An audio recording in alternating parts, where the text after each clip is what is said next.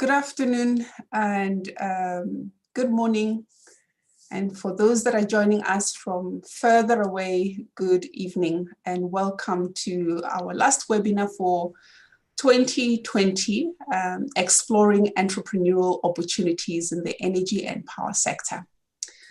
We are very delighted to host this session. Our speakers today, we have Ms. Lerato Mashilo, who is representing the REIPPPP office and will be sharing insights around the renewable energy space and developments in that particular sector. We have Ms. Triafina Nkomo from AWEaP Southern Africa, who will be sharing insights into technology advancement, enterprise development, and channel partnerships that AWEaP is running. We also have Ms. Mpokulu Makara, who is from RMB, who is going to share insights around financing energy projects and developments in that space. I will invite you to please remain on mute, have your microphones on mute during the discussions. You're welcome to use the chat sessions to put comments and to use the Q&A session for questions. After every speaker, we're going to host a poll, a very brief poll to get your views on the poll itself. So please be prepared to participate. It's a click away and each speaker has about 3 questions. Today, I would like to give you some background on AWEaP, African Women in Energy and Power, why we established the organization and what we wish to achieve in the energy and power sector in Africa. In August of this year, President Cyril Ramaphosa in South Africa made a proclamation that government has committed to a number of initiatives that would support gender equality in South Africa. The same proclamations have been made in a number of markets on the continent in pursuit of Sustainable Development Goal number 5, which is truly to create an equitable environment for everyone to participate in, with a special focus on women participation. In our organization, we focus on gender equality as it pertains to participation in the energy and power sector. And therefore, his proclamation that government would support gender equity and gender equality initiatives was very encouraging. In his statement, he also said that the government is going to increase procurement spend to 40%, at least 40% from women-owned companies. And so for us, in response to this proclamation, we asked the question, what will happen in the energy and power space, and how can we contribute to accelerating women participation in the energy and power space, with a specific focus on women entrepreneurs. So our webinar series, which is planned to run for all of 2021 and half of 2022, will be focused on providing the platform for women entrepreneurs to access information on how they can choose to participate in the sector. With those few words, I would like to just quickly give you a presentation on AWEaP itself. When we founded African Women in Energy and Power, truly what we were interested in is to see the accelerated participation of women entrepreneurs in the energy space. We were very conscious that there were women entrepreneurs that wanted to diversify their interest into the energy space, but did not have sufficient information to make that choice. We also understood that there were women entrepreneurs who were already in the sector who wanted to increase their business base and ensure that their business is accessible. We're very sensitive to the barriers that they were encountering as they pursued their business and their business development in the energy space. And so our mission was to target a number of markets in the continent to build a broad base of stakeholders that would support the participation of women. And so when you look at the graphic that I have presented, At point A, we mobilize in-country activations, very similar to this webinar that we have today, with the purpose of sharing information from different stakeholders, different actors from the energy ecosystem, who commit to share information on developments in the energy space, technology advancement in the energy space, from a utility perspective, project opportunities that exist in the energy space. So our mission is to unravel the energy value chain across generation, transmission, and distribution, and expose entrepreneurial opportunities that are ordinarily not easily available to entrepreneurs, especially women entrepreneurs. We have formed a partnership and alliance with the African Leadership Accelerator, which focuses on empowering leaders on the continent. And the mission for the partnership is to look at how we can upgrade competencies, technical competencies, business competencies for women entrepreneurs to enable their efficient participation in the sector. We have an AWEaP online directory, which will be launching in the first quarter of 2021, where we want to showcase women entrepreneurs that are already active in the energy and power space, such that anyone from any part of the world who wants to partner with women entrepreneurs on the continent as they pursue opportunities in different markets on the continent, they can identify their women entrepreneur partners from our online directory. We also have, and this is the last part of our activity, which is partnering with international energy and power events. And this was based on the experience we had that all the international events, when you visit their exhibition floors, you would get at maximum maybe 4 or 5 or 6, just under 10 women-owned companies exhibiting their technology, services, and solutions for the energy sector. And so our mission was to create an opportunity for women entrepreneurs that can also exhibit their solutions, their services, their products to an international audience at these events. Of course, with the impact of COVID-19, we had to change our strategy as event or conferences have been curtailed in order to comply with the COVID-19 protocols. And so this shows how AWEaP operates and what we hope to achieve.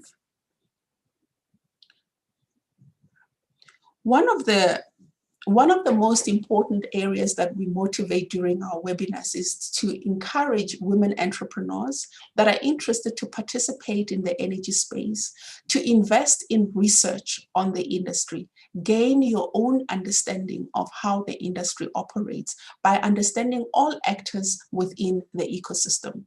This slide showcases some of the actors in the ecosystem. Understand which technology partners are operating in your market. In South Africa, in Namibia, in Botswana, in Ghana, in Nigeria, in Kenya, wherever you want to operate and wherever you're residing in. Understand which multinational organizations are active in your energy space, from generation, transmission, and distribution, and understand what technologies they are trading with your electricity utilities. This research will help you understand how the industry operates. Also gain understanding of specialized services that are delivered for the energy space. Identify industry organizations that also participate across the value chain of energy distribution, transmission, and generation. We've got a number of associations that are focusing on different verticals. Get to know them, get to understand their programs and how they are supporting women and youth participation in your space. Finance houses. There are a number of liquidity pots that are available in the energy space that focus on financing energy projects, from commercial banks to development finance institutions to private equity firms, venture capitalists, angel financiers, and grants. Understand which finance institutions are active in your market, supporting and financing large-scale infrastructure energy projects and also very small distributed energy solutions. We encourage you to look at intergovernmental organizations such as the UN, the African Union, and their activities in the energy space. Further on, we encourage you to get close to electricity utilities, understand who they are, understand their projects, understand how they're procuring services, solutions, and systems in the energy space to enable their performance. Therein, you will identify you will also discover the number of opportunities that exist for you to opt to participate in. I thought this will be important to share, to give you context in terms of what we want to achieve as African women in energy and power. This picture that I'm showing is very encouraging. It shows a number of women working on a substation. They're not wearing protective gear because the substation was off. Typically, they would be wearing protective gear, but it's a very inspiring picture to see that it is possible to ensure that the energy sector is inclusive and accommodates women, youth, and people living with disabilities. With that background, we invite you at this webinar to take notes, note as much as possible, follow through, download these presentations from our website, follow through to the speaker's website and learn even more. Participation in the energy space is your responsibility as an entrepreneur, while we are providing the platform for you to access credible information. With those words, I would like to introduce our first speaker, who is Ms. Lerato Mashilo. Ms. Lerato Mashilo is very special to us at AWEaP. When we spoke to the CEO of the REIPPP office, given the developments in the sector, we wanted someone to represent the office to share what is happening in the South African renewable energy space, where the opportunities are. He recommended Ms. Lerato Mashilo very highly. She started at the REIPPP office under the Young Professional Development Program, and today she is part of the Data and Financial Analytics Department. We are very delighted to have her on board, and I will give her an opportunity to share insights into the developments in the renewable energy space in South Africa. Lerato.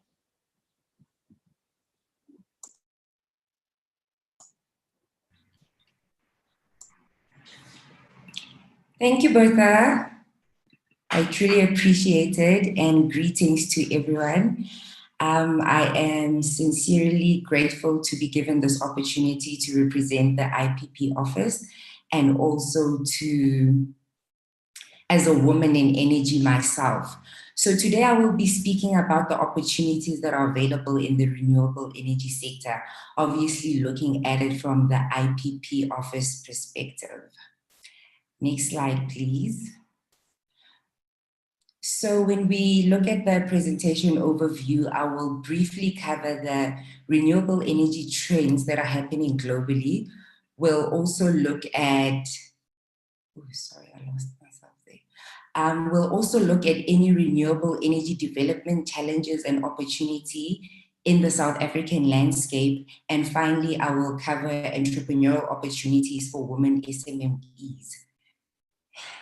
Okay, so when we look at global trends, allow me to first start with the graph on the right, looking at investment in renewable energy.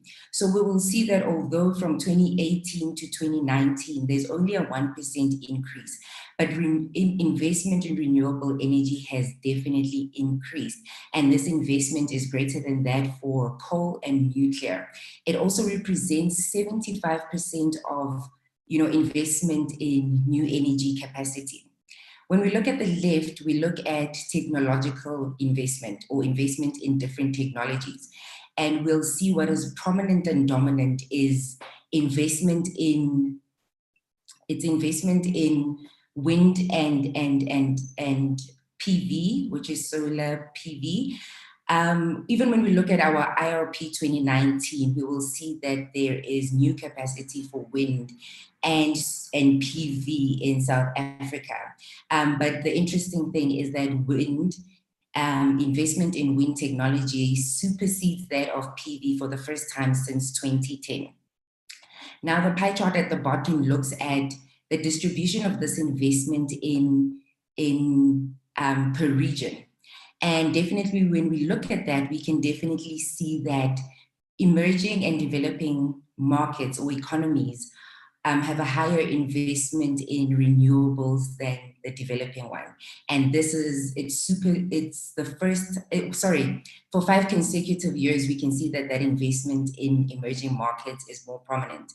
And they actually did a study where 50 countries would like to be 100% renewables in 2050, you know, and it's actually so exciting to see that developing and emerging markets are part of this 50 who would love to do so. Next slide, please. So we can definitely see and tell that clean energy is a major growth sector. As we look at investment again, we can see that in USD terms, 282 billion has been investment in new renewable energy in 2019. And I know a major thing always when we look at renewables is the question around jobs. And we can see that in 2050, they would love to be a participation of 42 million jobs in the sector. And currently we have 11.5 million people in the energy sector as of 2019. So there's definitely growth there, there's definitely participation in there. So now obviously the question comes in to say, what is now this energy transition and how are we actually going to do it? You know, how will it affect different parties and so forth? And we know that we would like to deploy, you know, energy currently to 2050, we'd like to increase the capacity. And there are risks that we need to consider. I mean, some of the concerning factors that one needs to consider is, or in South Africa especially, is what to do with coal sector jobs and how to upskill people in renewable energy. And one thing we have identified is the IPP office is definitely a lever that can help support this just energy transition. So now it comes to the question of asking, who are we? What is the IPP office and so forth? Sorry,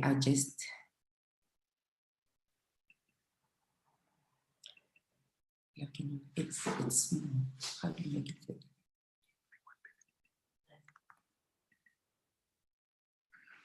No bigger.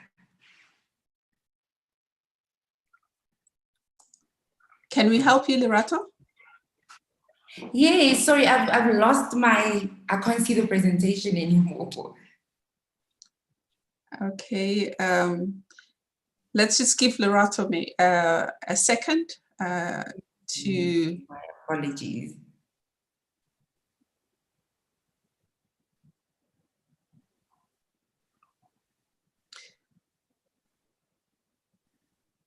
While we're waiting for Lerato to come back, it's quite interesting, the targets that have been set for the renewable energy space. And I think it will, it also in itself provides a lot of opportunities for entrepreneurs to consider and to explore. So I would also invite you to visit the IPP office website and follow the developments. They're very good at updating the website with the most recent information. Okay, thank you so much, Bertha. I found myself again. Next slide, please. Okay, so when we look at an overview of the IPP office was established in 2010. So we're actually commemorating our 10th year anniversary this year. And it is government's urgent intervention in order to bring private sector into the energy sector. And when we look at our mandate, it is to facilitate and deliver on the IPP objectives on behalf of DMRE. And those are to enhance private sector participation in electrical power generation capacity in the country and to contribute to a broader national development objectives such as job creation, social and economic development. Our mandate is derived from the IRP, which is the Integrated Resource Plan. Currently, we're using the 2019 one, and we have different ministerial determinations that help us know when to release a new bid window and so forth. And these instructions derive from the Department of Mineral Resources and Energy. Sorry. Yes, sorry. And services provided is we are the procurement office, obviously. We also do monitoring, evaluation, and contract management, and there's professional advisory services that we provide. We are also governed by the memorandum of a MOA that is between the DMRE, National Treasury, and DBSA. Thank you. Next slide. When we look at the key achievements at the IPP office, you will notice that this data has been given at the end of June 2020.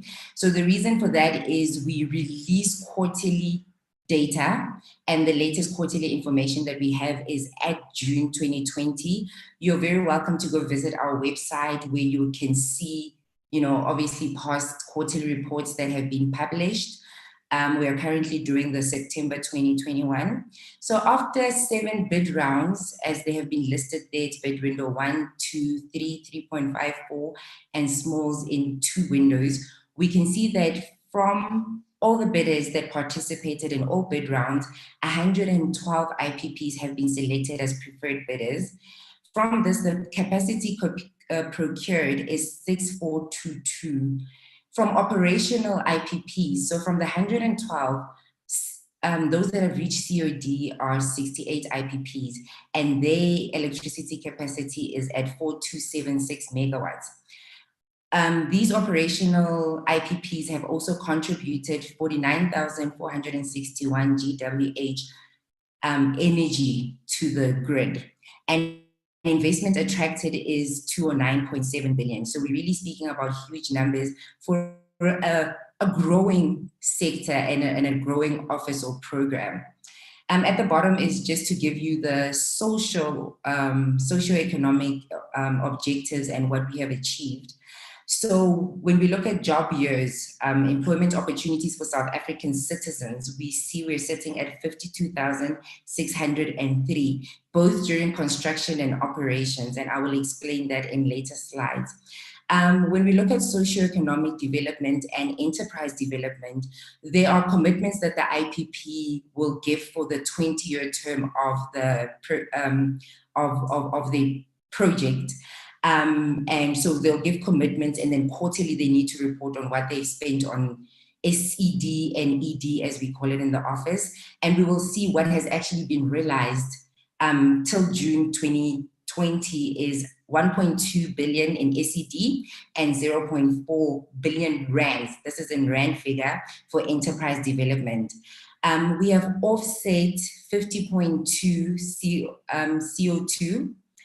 And water savings are at 59.4. So we're actually doing very well. And this is only from 68 projects. The rest are still closing, because if you remember, bid window 4 is still actually reaching COD right now. From the 26 projects that we have selected as preferred bidders, only 6 have currently been in operation.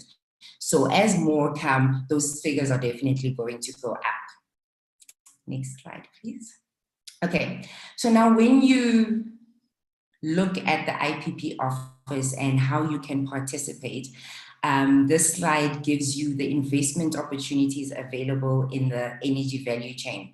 So here you are as an investor and you would like to be involved. So now you have to deliver this power plant, or you have to commission a power plant. So the image on the left, or my left, will show the direct components that are involved in delivering a power plant.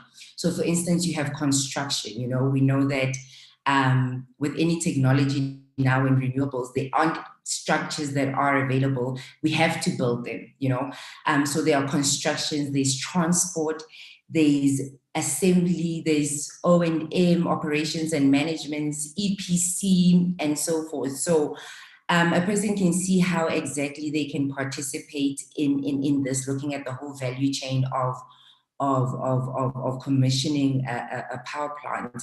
And then, of course, there are those indirect opportunities, if I can call them that, such as professional services. So once now this IPP is operational, you know, there are things such as we require like auditing to be done. So a person can come in through that, or we require them to provide write-ups on the SED and ED commitments that they have in the community and seeing how effective they are and so forth. So you can participate in a direct or indirect way in the IPP. Next slide, please. Okay, now question on how do we procure these IPPs? And we're given a 6 procurement stage. Okay, so we will release an RFP to the market.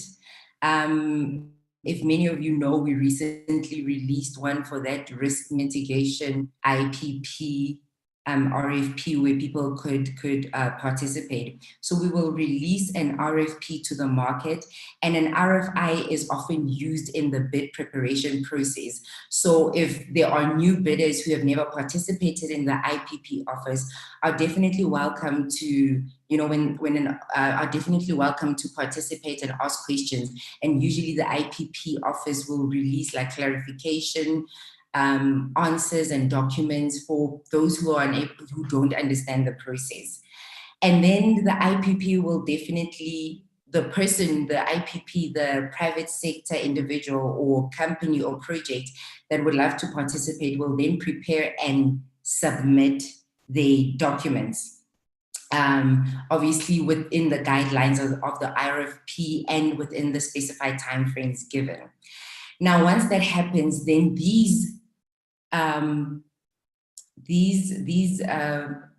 the documents that we receive, the bid preparations and bid submissions that we receive will then undergo a bid evaluation, and then preferred bidders will be chosen, will be approved and then announced and chosen.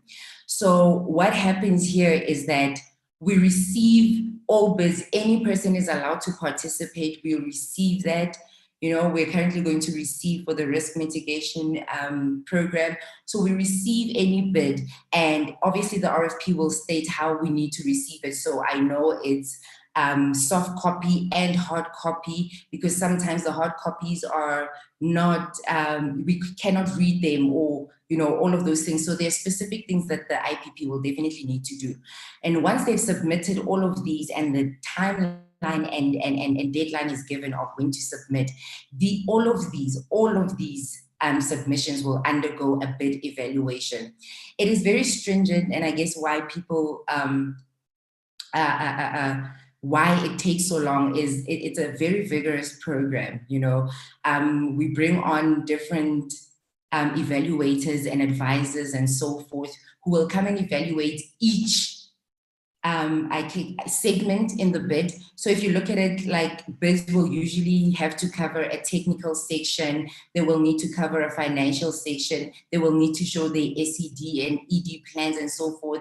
We will look at tariffs, etc., and they will be evaluated against that. Once that is done, then preferred bidders will go into step 4, which is reaching financial close. And once they reach financial close, this is the stage where all the agreements are in place and anything that is required of them is in place. They've gotten all the permits that they need to get. You know, all documents are secured and they are in place. And then we go into, or they go into construction. So obviously giving them time to actually now construct this power plant, and then they will go into the last stage, which is reaching commercial operations. This is when they will actually be connected to the grid, and they will start now operating. So on the IPP office side, there's that leg of monitoring and evaluation. So once a project has reached COD, as we call it, commercial operations, they will need to now submit certain documents according to the IA implementation agreement and the PPA power purchase agreement. And then we will monitor and evaluate all of that on our side. Okay, so now obviously we asked the question about whether women will be empowered in this program and if there's any space for a female such as myself. Okay. So when we look at women in renewables as a whole, from that number that I mentioned, 11.5 million workers currently, we can see that only 35% of that workforce is comprised of women, where the other 65% is men. And even so, when we break that down further, we will see that most women are represented largely in administrative jobs, and very few are in the STEM jobs. So STEM is science, technology, engineering, and is it management? So very few are in that space, you know, very few are the engineers and so forth, but many sit in the administrative roles. So now it's a question actually stems and comes to ask whether there is a policy to allow women to participate in energy, or whether there is room and space for women to participate in energy. Next slide, please. And we will see that, especially in South Africa, there are policies that definitely encourage women empowerment in energy. And I won't go through all of them, but there are definitely initiatives, you know, to educate women firstly about energy and how to participate in the energy sector from the beginning, because a study actually showed that women mostly participate in energy only as the end user. You know, women mostly as the homemaker will use the energy instead of actually being the ones who participate in generating this energy and ensuring that we have this energy. You know, so there are definitely policies that encourage, and as DMRE is also very actively involved in teaching, especially women, about how to participate in energy. Next slide, please.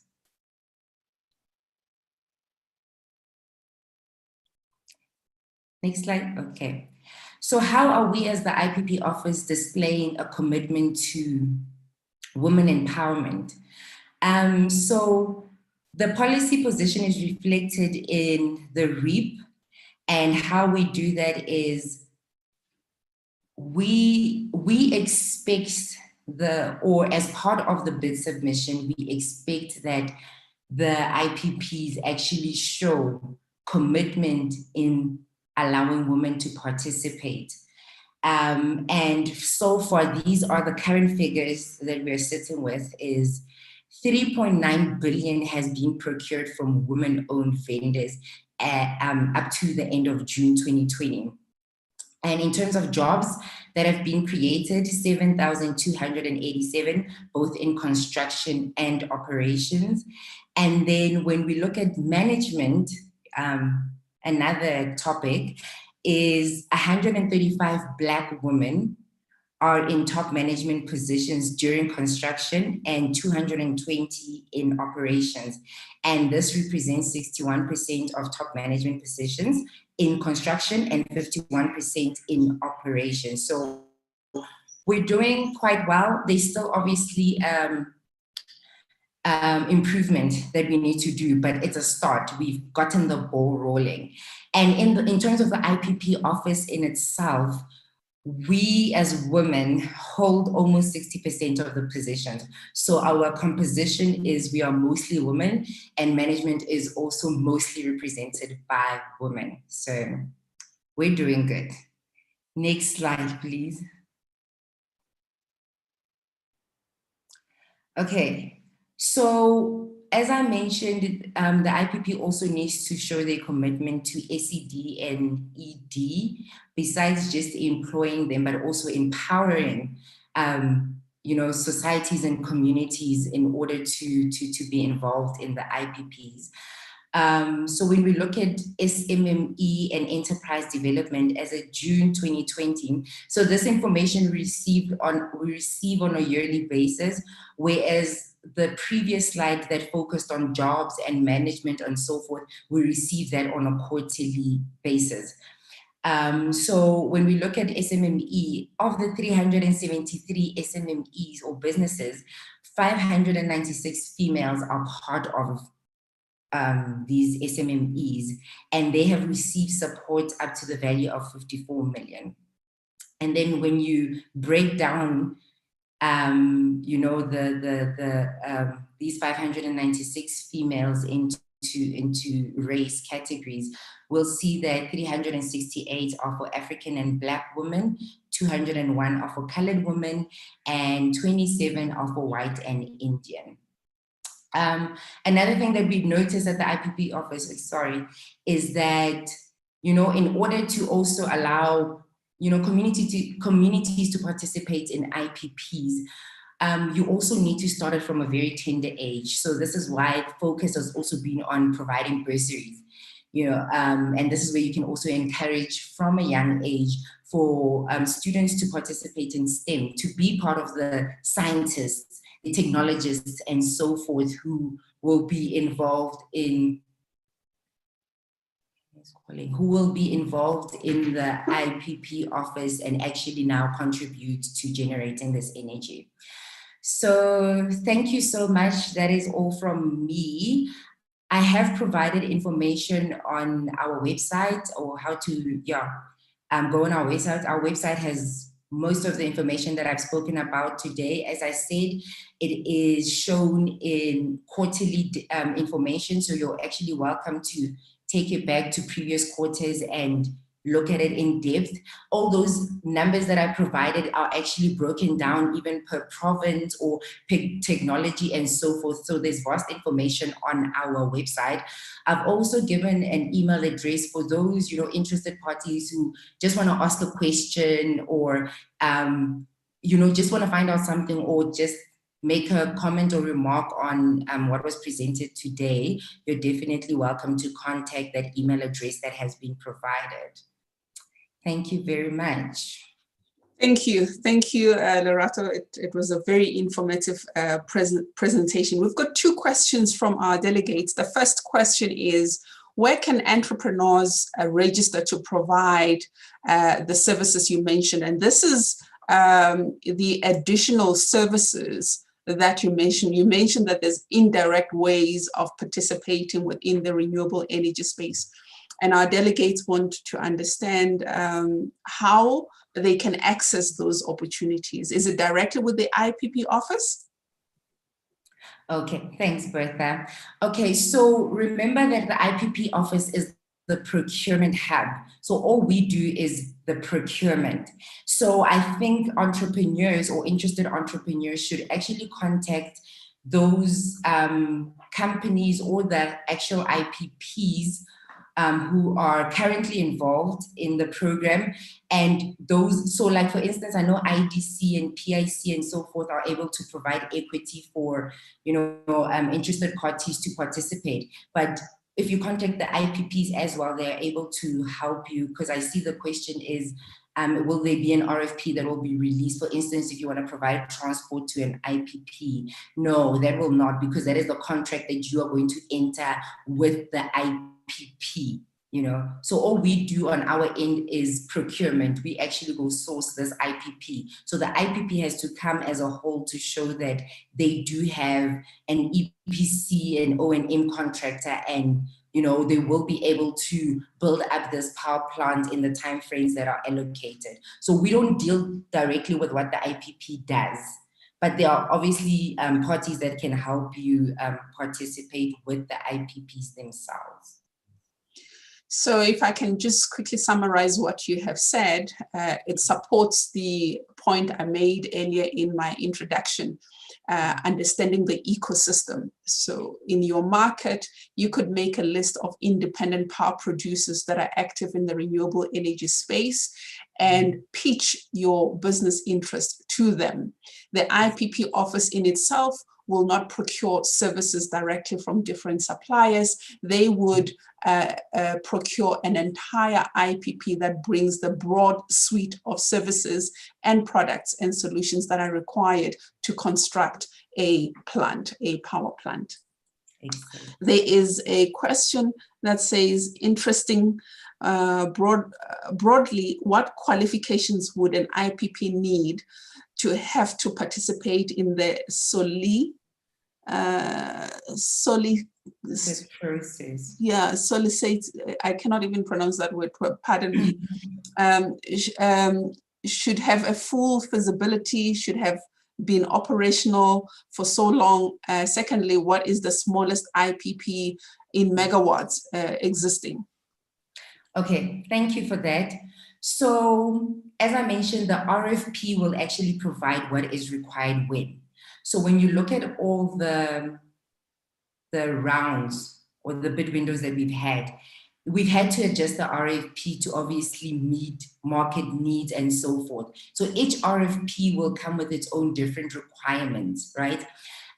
So there is no qualification, if I can put it that way, except to follow what the RFP asks for. So of course, in the RFP, you will need to show that you have funding, and then you will need to provide the documents from these funding houses or funding institutions. It may not be given yet, but there must be a commitment, you know.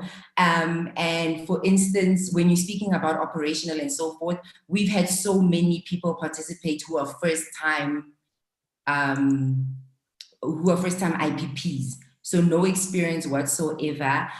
They obviously probably join with maybe investors or, you know, other people, equity holders who are familiar with the energy space. But in terms of requirements, only what is stated in the RFP will then be sort of like the qualifying criteria for when we evaluate these bids. And then in terms of what is the smallest IPP, so we actually had, as I mentioned, two smalls. It's called the smalls program. We had two smalls windows. It was bid window 1, stage 2, and bid window 2, stage 2. That's when they allowed small IPPs or smaller megawatt IPPs to participate. In all, that we had 20 bidders, and they were contributing 99 megawatts. And I think the smallest was 5, if I'm not mistaken. Yeah, they just had to put smalls on hold at the moment. And it's also mentioned in our quarterly reports as to why and so forth, but they had to put it on, but as small as I think 5 megawatts was procured. Great.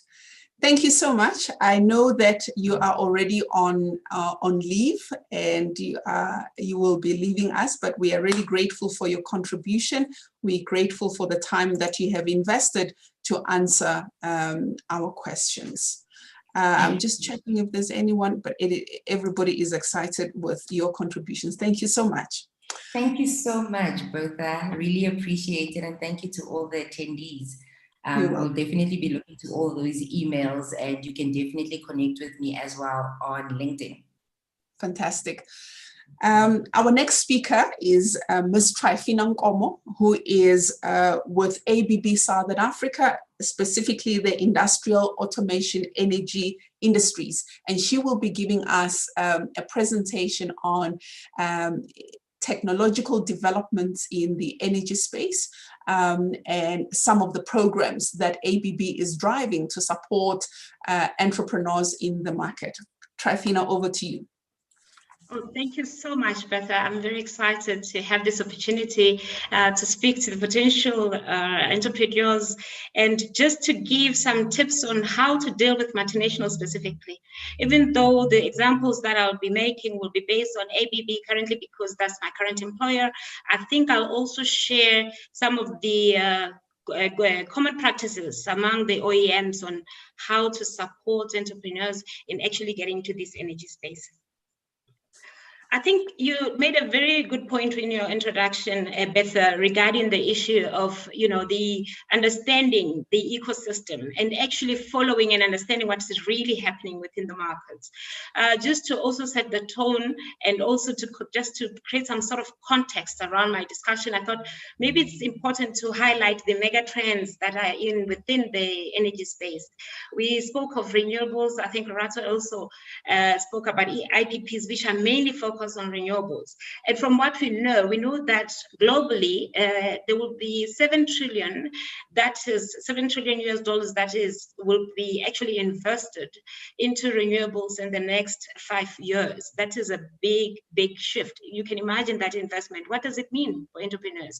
It means that there's more opportunities, and with us as developing countries within the African space, we have an opportunity to also participate.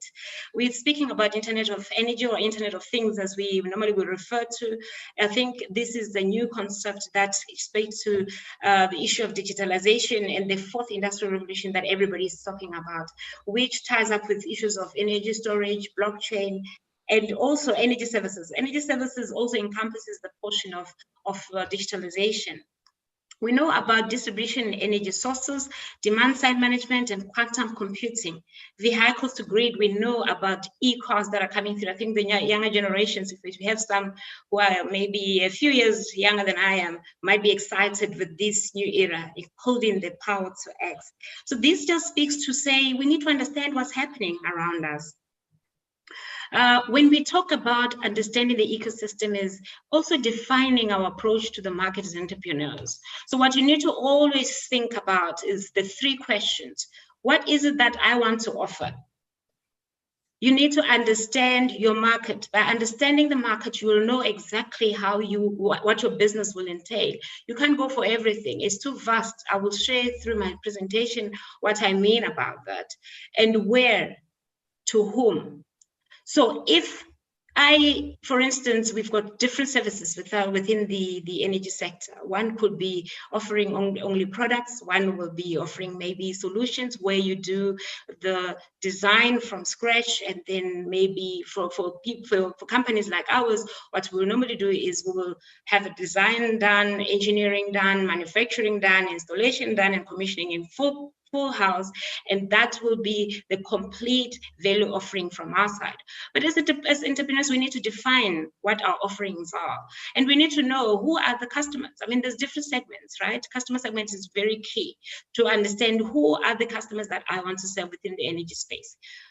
Yes, at some point, if you're lucky to be one of the manufacturing facility, or maybe you're an OEM, you can offer across the board because you will have a unique product that you're supplying. But that doesn't happen to most of us, right? We do have portfolio gaps where even though we participate in the energy space, it's not covered everywhere.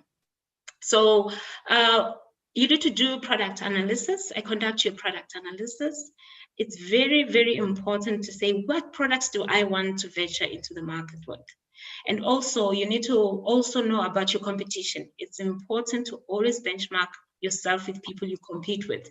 Competition as in, sometimes the big players will be your competition. Sometimes the small players are your competition. We all have competition, but we always need to make sure that we are the best of what we do. Basically understand how our competition think, what is their strategy, and then counter strategy, develop a counter strategy that will put you in a better position within the market. And the other issues that we need to look at is the threat. Assess your threats in the market. I will tell you from a multinational perspective is that we've got a lot of newcomers coming through. I'm responsible for the South African cluster. So basically what the covers about 12 to 14 countries within sub-Saharan Africa. And we see that in most in the eastern parts of Africa, we see a lot of companies coming through from the east, which actually pose a lot of competition from our side. And we need to up our game. So continuously we look at how to better ourselves and still be relevant and still maintain the position, the market position that we've maintained for so many years. And that is very important. It doesn't matter how small you think you are. You always have to claim your position within the market. It's very important that all entrepreneurs have that insight when they approach the market. What is it that we need to look at? When you enter in different markets, it's important to also look at the issue of compliancy, regulations within the spaces that you're doing business, and also the technical compliance. You know, it's important that we up our game in understanding what our customer need, and in that we'll be able to actually define what services we offer within the energy sector. If you look at the value chain, just to summarize what one could look into will be issues of consultancy. I think one can be a consultant and still make it as a business, just being consultant and consulting in energy matters. One could be a product supplier where you just manufacture or sell specific products. You know, you get them from whichever organization and you distribute them. A solution provider. A solution provider is one that gets an inquiry. We spoke about the IPPs, Lorato shared the IPP program. So basically how one will fit in is that these IPPs are then issued this request for some interest to be shown.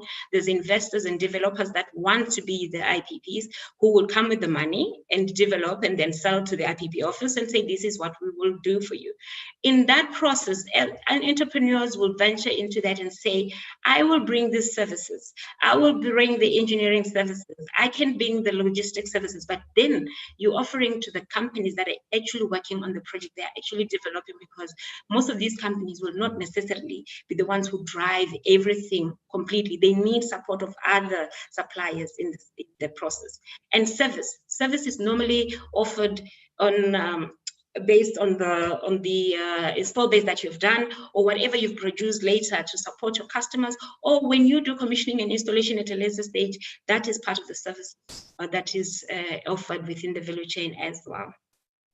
Let me take you through my organization, just to introduce a bit of ABB for those ones who are not familiar with the company.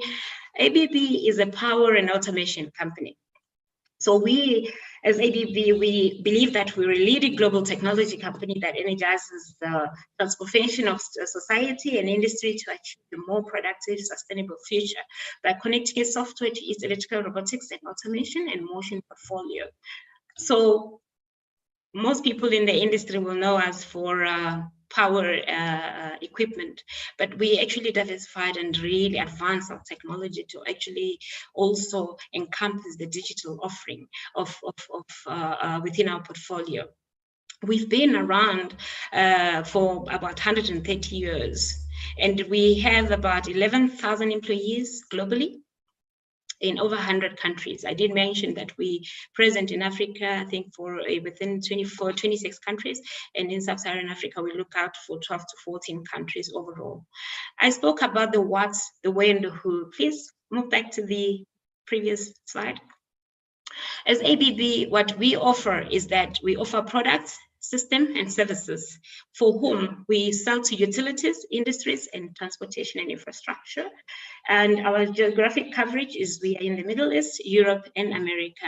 Thank you. We can move to the next slide. We have been around in Africa specifically for about 114 years. Within the 130 years of existence of ABB, ABB has been in Africa for 114 years to date.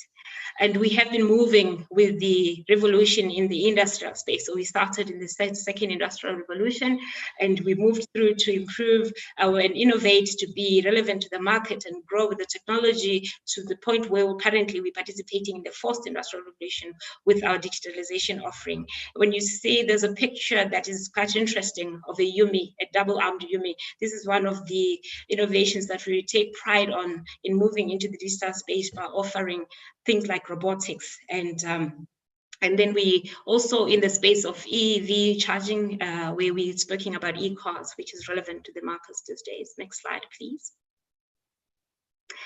ABB has got 4 divisions, actually. The 18 division is the subdivisions of the 4 main divisions. We've got electrification business, within which is the division that offers distribution solutions, smart power, smart building, installation products, and power conversion. These are the guys who offer what we will normally refer to as medium voltage and low voltage switchgear, UPSs, and the power conversion offerings.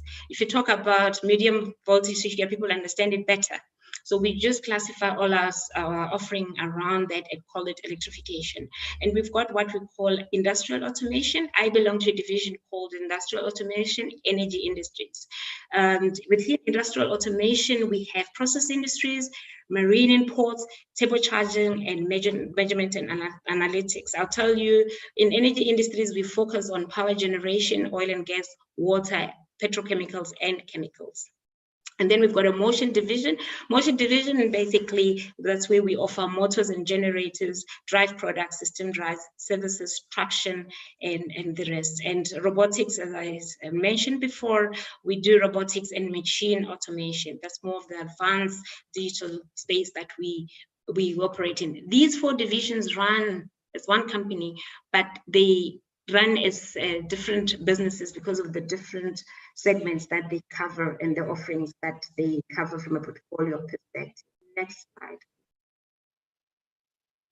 The key topic of today that is more relevant for this session is about channel partnering within ABB. Channel partnering just means that for us in ABB, if we have to meet our customer demands and reach a wider market in the automation of energy and process industries, we committed to a multi-channel strategy. It's overall for all our businesses, actually. Specifically, if we look at the product divisions like electrification and motion, that's where we get a lot of channel partners because that's where we push a lot of products in the market.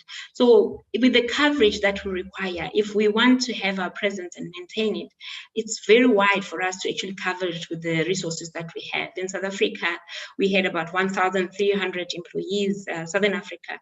So you can imagine with the customers that we need to service across the board with all the utilities that we have within our space, we will not be able to do that. That's why we need partners. We need partners on the ground to be able to expand on ourselves and actually help us grow our business. So we actually define channels as the collective term to an indirect account that we interact with partners. So we want to work through with partners for us to be able to get more out of the market. That's why we have this channel partner program within ABB. Next slide. So we do have different types of channel partners. We have system integrators. System integrators are the ones that will come through to us and say, there's a project that I'm working on. I'm going to do the engineering, but I need you to support me with the products. This is the solution that I would like to present to the customer. In some instances, they could come through to us and say, please help me with the engineering and products. We will do the services or the installation of the work on our own because we know how it works. So basically, these companies are capable to do the engineering. They know how to spec the equipment that they need. They know how to develop a solution based on an inquiry, and they will be able to deliver the end product to the customer. Then we've got distributors. Distributors are resellers. These are the guys that come through to us and say, we want to help you sell your products. We operate with mines. Our customer base is mines. In the mines, we're very known for our motor supplies and also our drive supplies. And they'll come through and say, we want to help you sell your drives into the mines. So we will be your channel to these specific mines in Zambia, for instance, because we're based in Kitwe. We would like to be the ones that are the front face to the customer. Can you engage with us? We'll help you. These are the volumes that we're going to bring. And then we've got partnership and EPCs. EPCs are the ones that will go through and go for big projects, right? The ones that could also be relative to the IPPs, where they will go through and say, we're going to develop and we want to participate in an IPP, we're going to run with this project, we need you to assist us, we need a portion of what you can offer. So they can just come through for us to do an CNI portion of the works, where they do everything else, where they do all the designs, they do the civils, they do the chemical, the mechanicals. All we come through is the small portion on the control and instrumentation from our side, and we give them the solution on that. That is another type of partnership that we look into. Thank you. Next slide. There's some information missing here. It doesn't start with what we sell and where and how. Actually, it starts with what is it that we have, right? And what is it that we can offer? So you can go through any channel. So we can sell directly, like I indicated. The other option is to go through partners, and the participation of the partners will differ on what they can offer. It's important that as entrepreneurs, you need to find your strength. Where is it that I'm strong, and what is it that I can do that brings value to any of the companies that you want to engage into a partnership with? Next slide, please. There's some info that's yeah, this is the multi-pronged channel strategy that I was talking about, where we go directly and through all the other channels, and how we market, we manage them. So basically, how it works is that with the 4 units, all 4 units have their own channel partner managers. And within those units, all different businesses also have their channel partner managers for the specific areas. So, for example, for the area that I work with, which is energy industries, I have channel partners that will drive you and support you in the offering for the control and instrumentation parts of the business only, to make sure that when you go to the market, you know exactly what to do, and that person will be your direct contact. But when you formulate a contract or a partnership with us, you formulate a partnership within the unit, not with the whole of AWEaP. So if one comes through and formulates a partnership, it doesn't mean that it's going to go across. So you need to identify which unit you want to support and what products or what services you would like to work with ABB on. That is very important to note. Let's move to the next slide. So how we engage into this process, there's an authorization process that our partners have to go through. The first step is to pre-qualify the partner. In the scope definition, as I indicated, you need to define your scope. You need to tell us what is it that you can do with us. You need to tell us, this is the area where I see I can add value because I have this market that I'm aware of, which has got this potential, or I have this volumes that I believe I can bring because I understand that there's potential in this way, or I have a customer relation that I believe you guys don't have because you're very far from the customer. It can be any sort of value add that is there that you will present for us to be able to engage with you. And the step 2 is, after we have started the engagement, we will go through the issue of verification. We will go through the issue of we do due diligence to see how viable you are as a company, and whether this relationship that you want to have with us will be fruitful for both parties, and whether you are an ethical business partner that we can move forward with, depending on whatever you've brought forth as value within our business, and whether we can bring value to your business as well. So the step 2 will be us defining the business plan. And then we offer you training on what is it that you should do when you go to the market to best present our products or our solutions to our customers. And then we move on into the engineering authorization if it's required, depending on the relationship that we want to embark on. I mean, if it's just a distributor thing, it's mainly understanding what sort of products you want to sell in the market. And from there, I think with products, we just need to know what they're used for. And then we go through that, we give you the tools to work with that, and you will go through the channel agreement that is going to be signed off. Then step 3 will be on-site audits. So some of these partners, we need to know whether you're a company that, you actually exist. We know about these ghost companies sometimes, right? And then we need to confirm I see my time is up when I see Betha. Yes, okay, let me just quickly summarize this. And what we do is we'll give you the branding that you should be included in your advert and what you could we could present to your customers as well, and also support you in doing the offering. This process takes long. It's not a 1 month process. And the engagement there from entrepreneurs, which I will say is, you don't just approach ABB and say, no, I want to be a partner. Have a business plan, have a proposal, sell your company to us, sell your services to us. Only then will we be able to engage and see whether there's a viable relationship that can be pursued going further.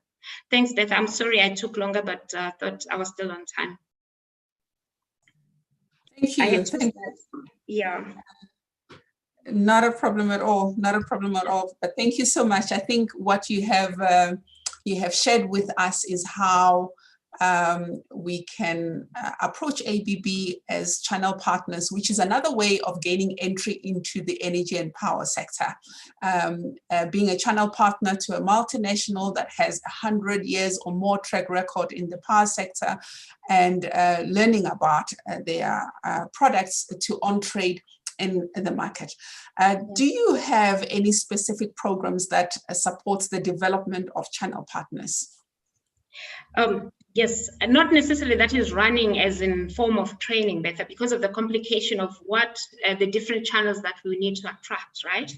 The program kicks off when the relationship has been initiated, where if we do identify that there's interest, what we did is we are running a sub-program to identify partners, especially outside of South Africa, for our own business in the different countries.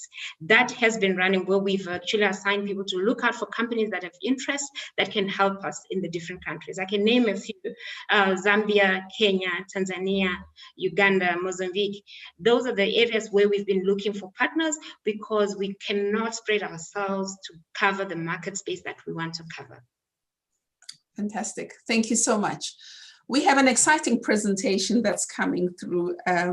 Thank you very much, Trifina. That was really informative, and I'm hoping that the delegates have enjoyed your presentation, especially understanding the ABB world. Our next speaker is Ms. Mpho Kulo Makara. She is a transactor, infrastructure finance at Rand Merchant Bank, and she's going to talk to us about financing energy projects and what we should look out for as entrepreneurs when we pitch for financing at institutions like RMB. Mpho Kulo, it's absolutely a delight to have you on board, and I can't wait to listen to your presentation. Please take over. Thank you, Bertha, and thank you everybody for your time and for the opportunity. I think the way the panel discussion, in fact, today has been set out is very much representative of how the value chain and processes of developing and commissioning an energy project should flow. So to the sense that, depending on the markets that we operate in, various markets are either deregulated or regulated, and that is often driven by the policy that will then inform the types of projects that will be required in the energy sector. And that will be across the generation, transmission, and distribution value chain of energy. Secondly, would then be, as the ABB presentation we've just had, to identify exactly who the key project parties are in the form of who the developers are and who the EPC partners are, to then bring these projects to life. So I think I will also just harp on more on the financing aspect of it in relation to that value chain, and how, as a commercial financier, I myself work for Rand Merchant Bank, which is a commercial bank, which has a lot of experience across the continent generally on financing infrastructure projects, as well as the energy subsector within infrastructure. And just in terms of the universe of energy projects out there, is you do have the energy value chain. As I've mentioned, you've got the generation, transmission, and distribution. And activity across that value chain will all depend on whether a market is deregulated or not.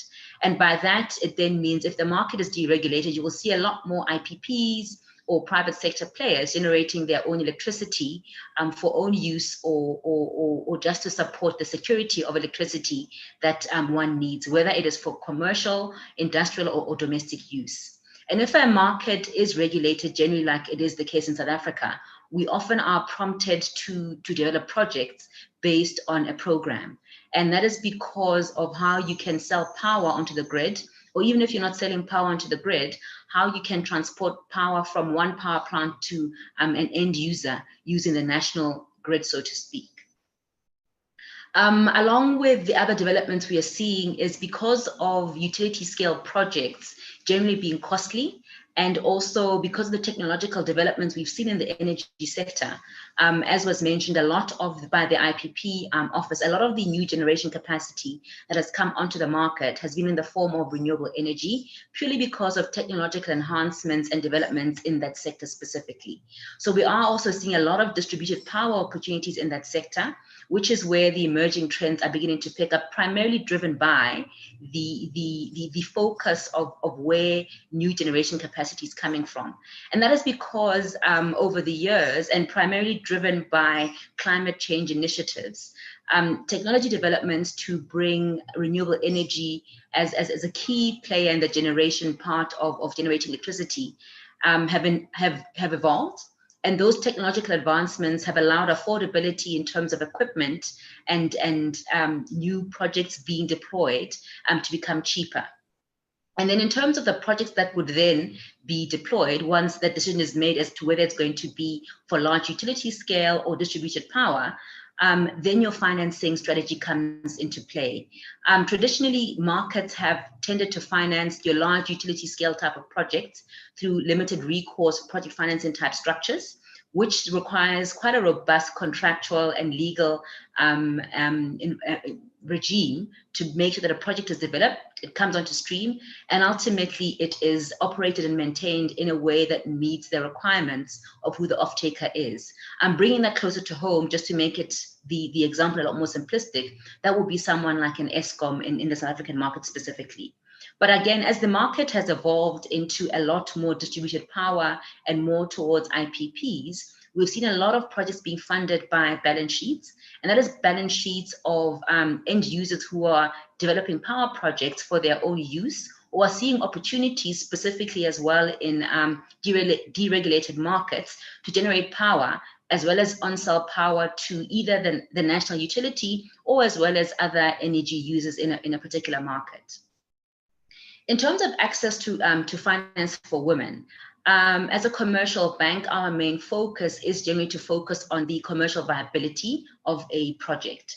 So we will generally follow what has been prescribed in terms of a procurement process. The speaker from the IPP office specifically did mention, as well as Bertha specifically did mention at the beginning of the panel, that there have been directives set aside from a policy perspective in South Africa to ensure that women participation in the energy sector is increased. And that is where we see a lot of programs being fast-tracked to improve women participation in the sector.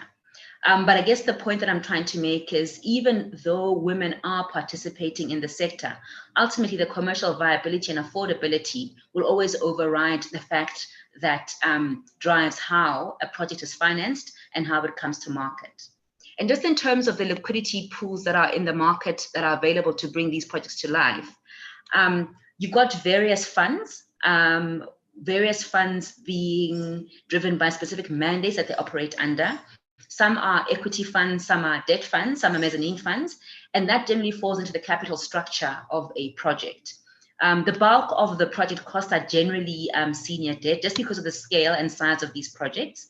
But then whoever is developing that project in terms of equity, shareholding, or the sponsors will also have to put some level of equity in the project to ensure that there's a particular alignment, to ensure that because as a debt provider, you don't own the project, you're just a financier, and that there's an alignment in terms of key milestones that are met, both during construction and operations, to ensure that a project is built on time, and that whatever energy requirements in terms of power or available capacity will always be met in terms of whatever the underlying contractual arrangements are. There has also been a very strong drive from development finance institutions to improve and increase access to electricity. So that generally comes in the form of concessionary financing.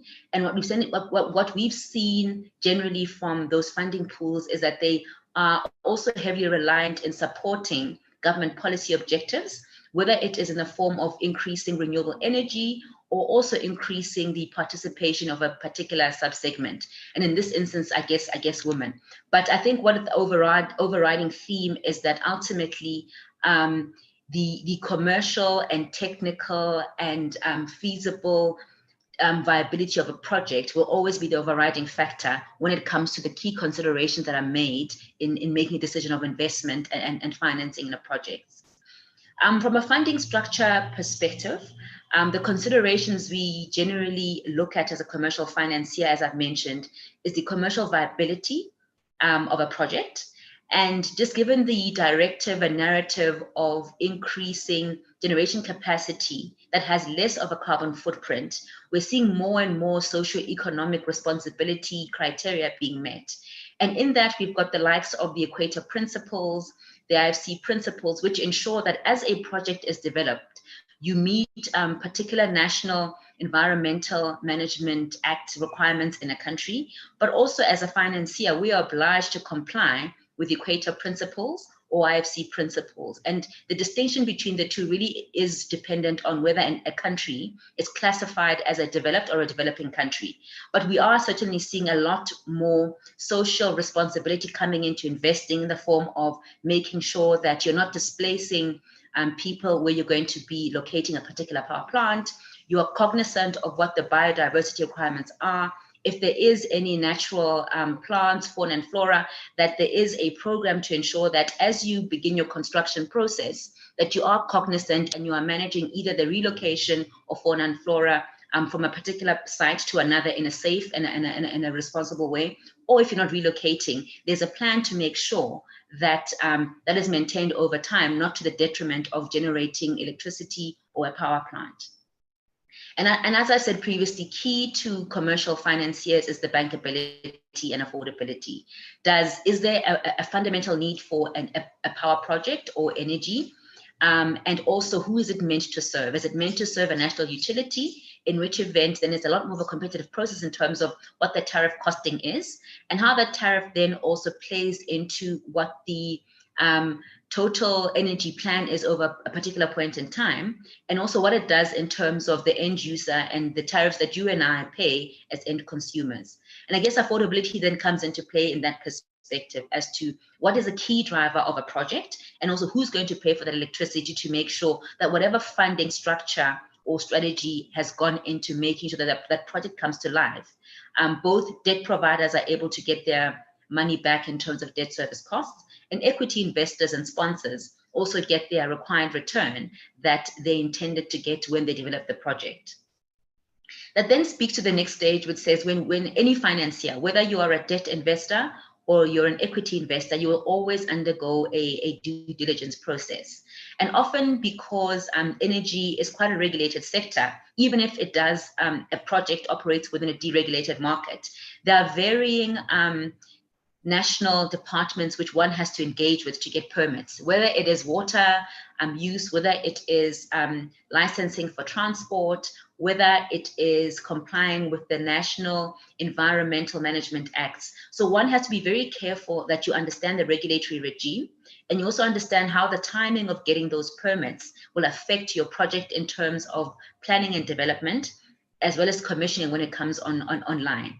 And I think key to that is also then the risk allocation. So given all the different work streams that go into developing a project, it's important to understand all the parties within a value chain, what their role is and what risks they are prepared to take in terms of building and actually bringing the project to life.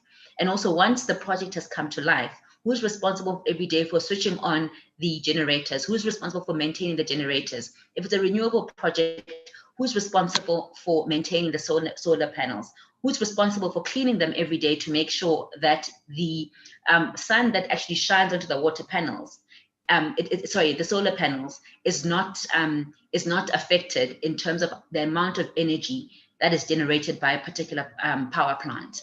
And again, what is fundamentally important always for any project is it feasible? Is it feasible from a funding perspective? Is it commercially viable? And also that will then drive the interest of potential contracting partners. Again, it's also a fair balance in terms of all those parties that are involved in a project to make sure that everybody understands what they need to do, what the timelines are.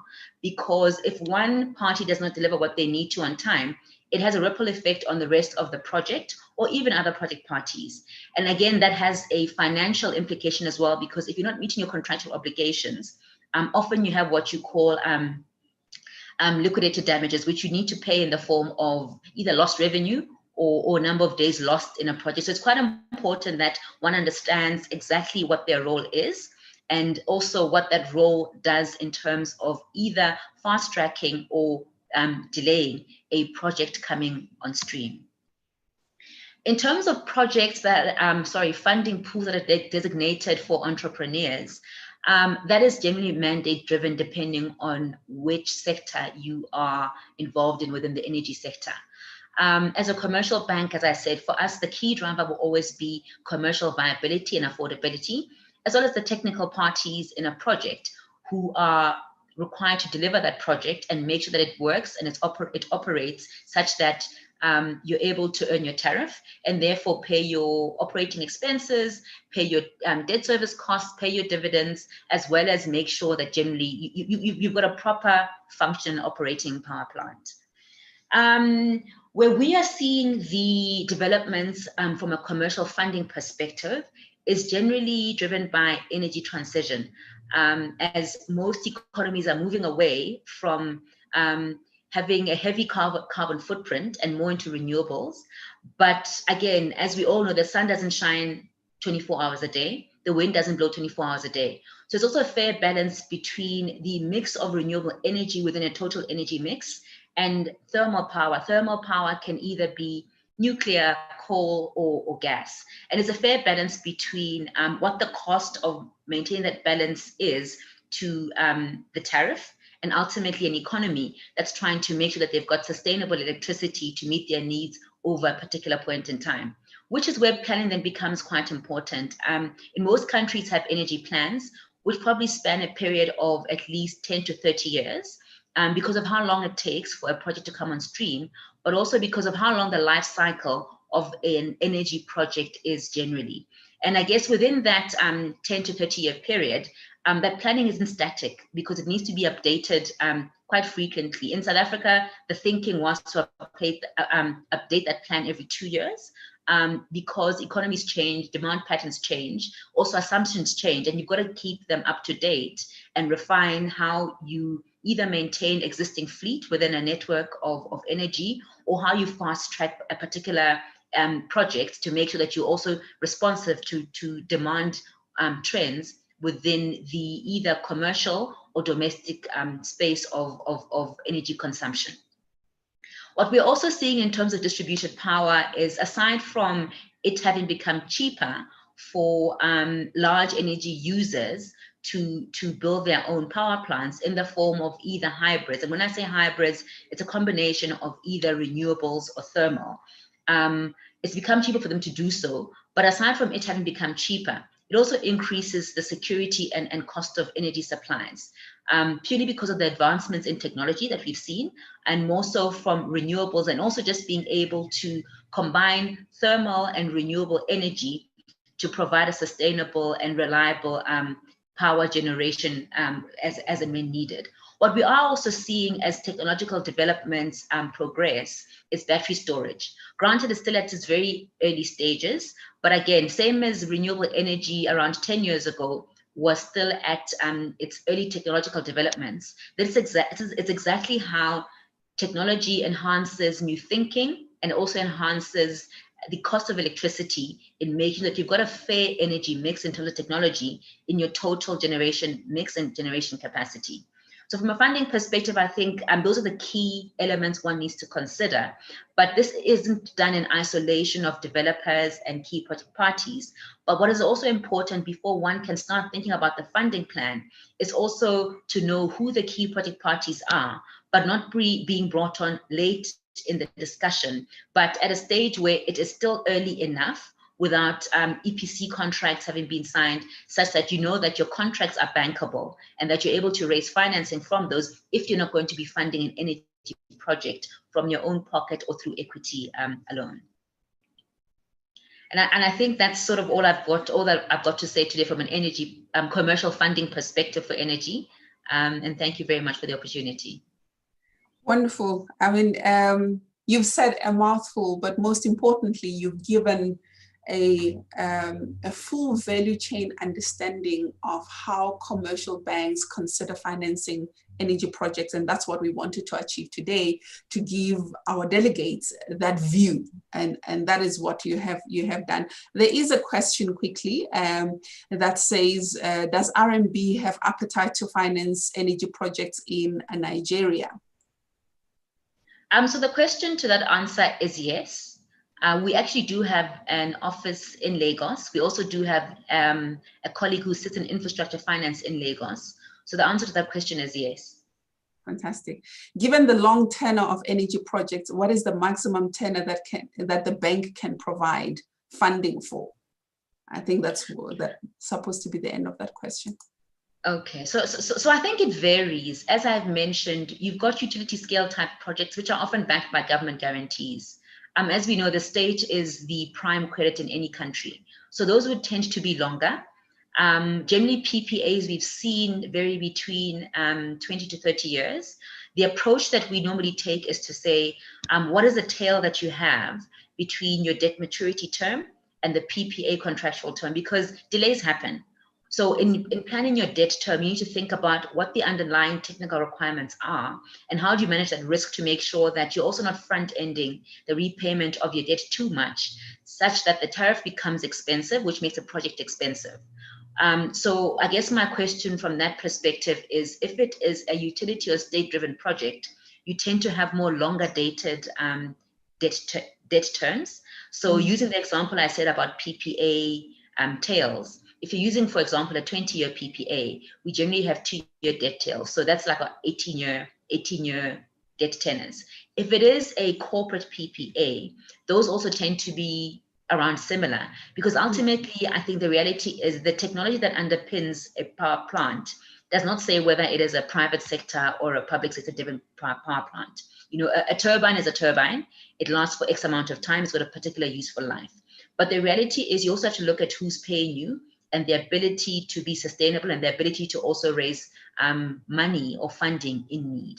So if you look at private sector players, those tend to be slightly shorter. So I would say between 12 to 15 years is probably stretching it for private sector underpinned debt. Yeah. The last question we'll take is if you have statistics on how many projects you have funded which have been led by women and how you supported them in terms of equity, if at all. Sure, that's a very interesting question. So led by women, maybe that question should be, how many projects have we funded with sponsor groupings led by women? Because you don't fund an energy project based on individuals just by virtue of the ticket sizes of those projects. So I think I would flip it to say how many projects we have funded which have sponsors or equity investors which have women leaders. And that is, I guess, a function of, you know, the women leaders we see in the energy sector, which varies really country to country. But as we know, you know, generally, I think women participation is increasing. It's through forums like this that we tend to know who the players are. Bertha, without putting you on the spot, I mean, you were once a potential client, and this relationship has actually developed here. So it's also about you nurturing those relationships and going out there to see how women uplift each other to increase our participation, as well as to become a lot more visible in the sector. Absolutely. Thank you so much for your insightful contribution. I am sure that our delegates enjoyed listening to your presentation. I certainly have, and I have learned a lot today, and the learning journey doesn't stop. So thank you so much for being with us and for joining the webinar. And thank you very much.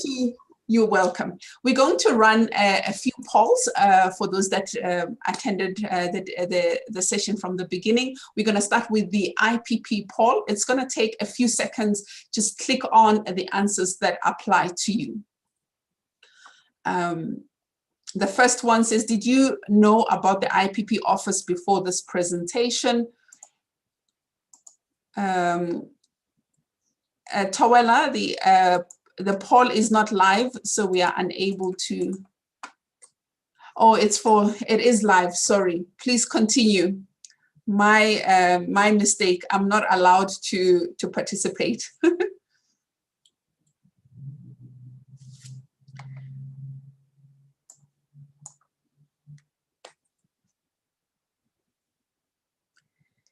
While we are completing the poll, I would like to give thanks to Biotechnologies Africa that have supported us in putting together this webinars and giving us technical support throughout. Are we ready for the next poll? The next poll, we are going to assess the technology presentation that was delivered by ABB. The first question asks if you knew ABB before the session. Did you understand more about the opportunities that exist within ABB? Do you know how you can become a channel partner at ABB? Trifina spoke quite extensively about the opportunities that exist there.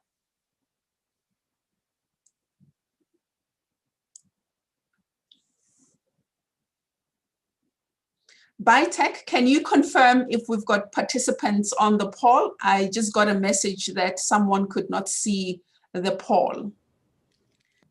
We currently have 19 people who've currently just taken the access to technology poll. Okay.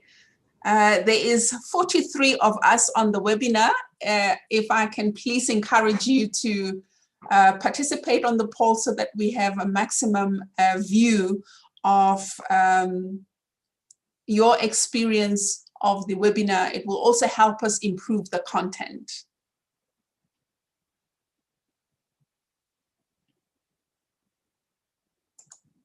Bitech, how many participants did we close on for the access to technology? On 20. On so 20. It was about 50% because the panelists can't vote. Please, can you show that poll again? There's some people that wanted to participate and it was removed before they could participate. We'll just have it for another minute before we run the next poll. The information that we get from the polls will be published on our website as part of the event report. It helps us to track if our content is relevant, if our content is useful. So I encourage you to please participate.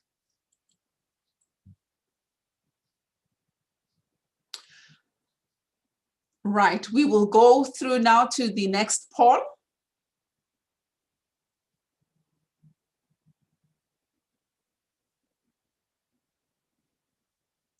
Our numbers are increasing. Thank you so much for those that are participating. Please continue to participate. We've got 2 more polls to go and we would have concluded our assessment.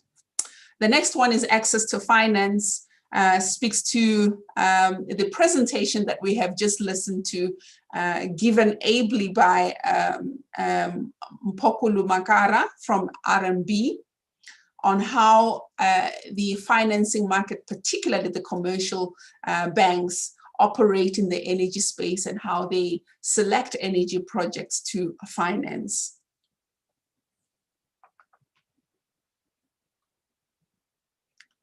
This is only 3 questions. There is still 41 people on the webinar, so it will be very good to get the highest number of participants.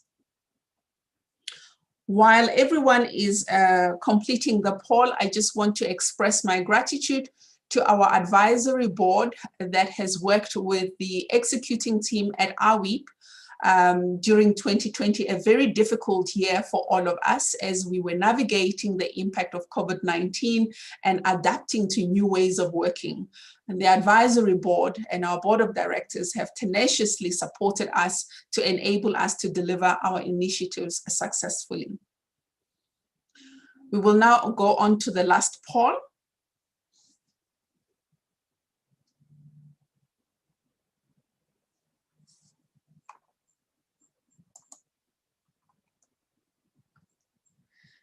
This is just to assess if you found this webinar useful and if you would attend a similar webinar. We have a plan to run a series of these webinars for most of 2021 right through to 2022. We are supported by the Women Leadership Voice, a Canadian grant that ensures that we are able to deliver this informative webinars. And like that, we have come to the end of our sessions. And I'm very grateful for our speakers that invested time and effort to prepare their presentations and also to attend the webinar to share information. I wish you a festive season, a safe festive season, and we hope to see you again in the new year when we start with our series. Enjoy your holidays, be safe. Remember to always wear your mask. Let's assist our government to keep COVID away from our families. Thank you very much.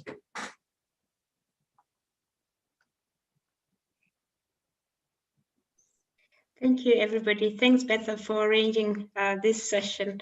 I think it's always informative for everybody that participate. Thank you all, and thanks to the participants as well, and the fellow panelists that shared their presentations.